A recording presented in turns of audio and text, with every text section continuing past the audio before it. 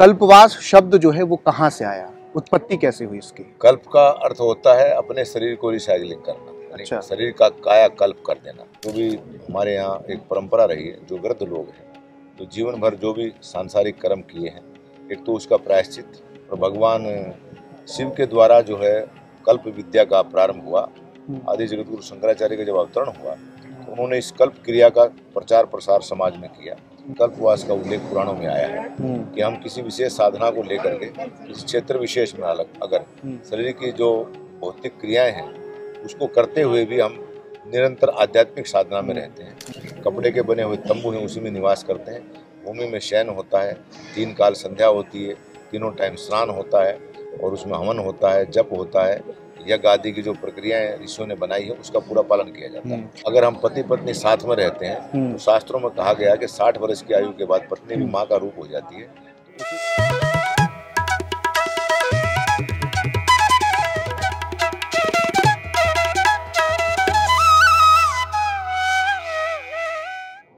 महाकुंभ प्रारंभ होने में मात्र कुछ ही दिन शेष है और रेत पर तंबुओं की नगरी जो है वो अपनी आकार ले चुकी है। लगातार साधु संत सन्यासियों तथा अखाड़ों के विशिष्ट महंत प्रयागराज संगम नगरी पधार रहे हैं। वही आपको बता दें 13 जनवरी 2025 पौष पूर्णिमा से 1 माह का कल्पवास माघी पूर्णिमा तक करने के लिए कल्पवासी संकल्प लेते हैं। अब कल्पवास के दौरान आपको किन बातों का ध्यान रखना है और क्या कुछ सावधानियां बरतनी है, अपने साथ क्या कुछ लेकर आना है और इसका इतिहास क्या है, महत्व क्या है, आज इन सब विषयों पर बात करेंगे। उससे पहले नमस्कार, मैं आशुतोष उपाध्याय और आप ओल्ड स्काई हिंदी देख रहे हैं। इन सब विषयों पर बात करने के लिए आज हमारे साथ कुछ खास मेहमान होने वाले हैं। हम नागा सन्यासी से बातचीत करेंगे और वो हमें बताएंगे कि आखिर कल्पवास का महत्व क्या होता है, इसका इतिहास क्या रहा है और इसमें कौन सी ऐसी सावधानियां हैं जब आप पूजा करते हैं उस समय बरतनी चाहिए। तो चलते हैं अब हम अंदर। देखिए आपको दिख रहा होगा दशनाम नागा सन्यासी श्री पंचायती अखाड़ा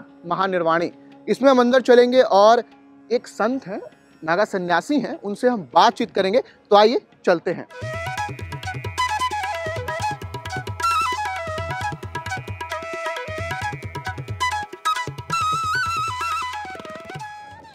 तो अभी इस वक्त हमारे साथ महंत रविंद्रपुरी जी महाराज हैं और जैसा कि मैंने पहले आपको बताया कि इस वक्त हम बात करेंगे कल्पवास को लेकर, इसका क्या महत्व है, क्या कुछ सावधानियां जो हैं वो आम जनमानस को बरतनी चाहिए। सबसे पहले तो स्वागत है सर आपका बोल्ड स्काई में। कल्पवास शब्द जो है वो कहाँ से आया, उत्पत्ति कैसे हुई इसकी? कल्प का अर्थ होता है अपने शरीर को रिसाइकलिंग करना, अच्छा। शरीर का काया कल्प कर देना। तो ये एक आध्यात्मिक चेतना का जो क्षेत्र है हमारा उत्तर भारत में, तो इसमें प्रयाग का जो तीर्थ है, माघ मास संपूर्ण कल्पवास में बीतता है।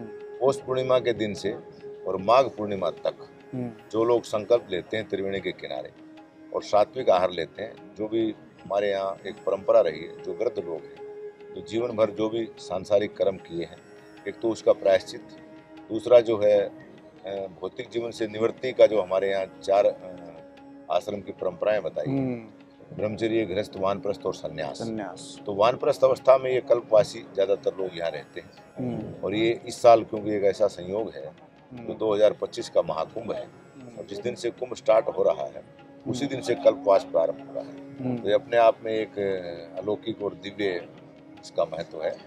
और भगवान शिव के द्वारा जो है कल्प विद्या का प्रारंभ हुआ। आदि जगत गुरु शंकराचार्य का जब अवतरण हुआ तो उन्होंने इस कल्प क्रिया का प्रचार प्रसार समाज में किया। उसमें बहुत से संत भी यहाँ कल्पवास करते हैं, सभी संप्रदाय के, वैष्णव के, सन्यासी, उदासी। तो ये प्रत्येक वर्ष जो है प्रयागराज में ये कल्पवास का कुंभ होता है एक किस्म से। जिस प्रकार से कुंभ की व्यवस्थाएं हैं, लगभग वैसी ही व्यवस्थाएं शासन के द्वारा की जाती है। कल्पवास, ये एक कल्पवास का अपने आप में लोग महत्व है। इसका ऐतिहासिक कुछ ऐसा कुछ आया होगा, कथा या फिर समथिंग? ये हमारे यहाँ जिस प्रकार से चातुर्मास का एक उल्लेख आता है शास्त्रों में, कि जो सन्यासी महात्मा है या जो जैन संत है या जो जिस भी संप्रदाय के संत हैं, वो सब लोग चातुर्मास का जिस प्रकार से एक जगह रह करके और सूक्ष्म आहार लेकर के कथा, प्रवचन, यज्ञ आदि करते हैं। उसमें बहुत से संत 4 महीना पूरे चतुर्मास करते हैं, सन्यासी महात्मा बहुत से 2 महीना करते हैं, श्रावण और भाद्र। इसी प्रकार से कल्पवास का उल्लेख पुराणों में आया है कि हम किसी विशेष साधना को लेकर के किसी क्षेत्र विशेष में अगर शरीर की जो भौतिक क्रियाएं हैं उसको करते हुए भी हम निरंतर आध्यात्मिक साधना में रहते हैं। और सूक्ष्म आहार लेते हैं। त्रिकालीन संध्या उसमें उल्लेख आता है, 3 बार स्नान करना, जिस क्षेत्र में हम रहे उस नदी के किनारे अथवा कोई विशेष तालाब है उसके किनारे, जैसे ब्रह्म सरोवर है कुरुक्षेत्र में, जैसे पुष्कर में पुष्कर राज तीर्थ है। तो ये जो ऐतिहासिक जगह है हमारी, वहीं कल्पवास का विधान शास्त्रों में लिखा हुआ है। अच्छा, पौराणिक कथाएं भी कुछ रही हैं क्या इसके पीछे? पौराणिक कथा का जो मैंने आपको कहा कि कल्पवास अपने आप में एक ऐसी तपस्या का जीवन का प्रायश्चित है जब हमारा गृहस्थ धर्म समाप्त होता है। Body recycling. यस, गृहस्थ धर्म की समाप्ति, जैसे पुत्र के हम जब पुत्र पैदा होता है, पौत्र आदि है कि जब हमारे यहाँ एक जो वंश परंपरा ब्रह्मा जी ने प्रारंभ किया है, उसके बाद हमको निवृत्ति मार्ग में जाना चाहिए। तो उसमें एक अवस्था का निर्माण किया गया है ऋषियों के द्वारा। गृहस्थ के बाद वानप्रस्थ, तो वानप्रस्थी आधा सन्यासी ही होता है। और उस कल्पवास, 1 कल्पवास, 2 कल्पवास, कुछ लोग 12 कल्पवास करते हैं। उसके बाद वो सन्यास की ओर अग्रसर हो जाते हैं। अगर पत्नी की सहमति है तो ठीक है, अन्यथा अपनी पत्नी को अपने बच्चों के सब पास छोड़कर सन्यास धारण करने की प्रक्रिया में जाने का एक सद्मार्ग ये अपने आप को दिखाता है। क्यों? कल्पवास में जब हम त्रिवेणी गंगा किनारे रहते हैं तो यहाँ सारा नेचुरल सिस्टम रहता है। एक सूक्ष्म आहार हम लेते हैं और जो कपड़े के बने हुए तंबू हैं उसी में निवास करते हैं। भूमि में शयन होता है, 3 काल संध्या होती है, तीनों टाइम स्नान होता है और उसमें हवन होता है, जप होता है, यज्ञ आदि की जो प्रक्रियाएं ऋषियों ने बनाई है उसका पूरा पालन किया जाता है। कौन कौन से ऐसे मुख्य नियम है जो साधुओं और कल्पवासियों को प्रमुख रूप से फॉलो करना चाहिए? उसमें हमको अभक्ष्य भक्ष्य पदार्थों का सेवन नहीं करना चाहिए, जैसे लहसुन, प्याज, मांस, मदिरा आदि का सेवन वर्जित है। उसके अलावा भूमि में शयन करना चाहिए और अल्पाहार करना चाहिए, ब्रह्मचर्य का पालन करना चाहिए। उसके बाद जो है, अगर हम पति पत्नी साथ में रहते हैं तो शास्त्रों में कहा गया कि 60 वर्ष की आयु के बाद पत्नी भी माँ का रूप हो जाती है।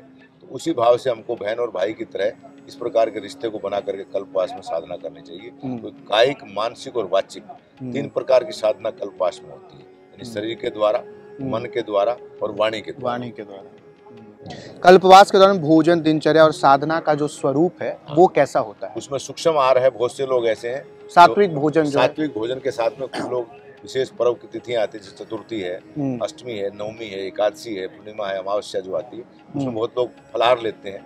कुछ लोग एक टाइम ही भोजन लेते हैं, कुछ लोग संपूर्ण कल्पवास में फलाहार पे ही रहते हैं। तो वो अपने शरीर की जो क्षमता है उसके आधार पर, क्योंकि आहार विचार, व्यवहार देश काल परिस्थिति और पात्र के अनुसार है।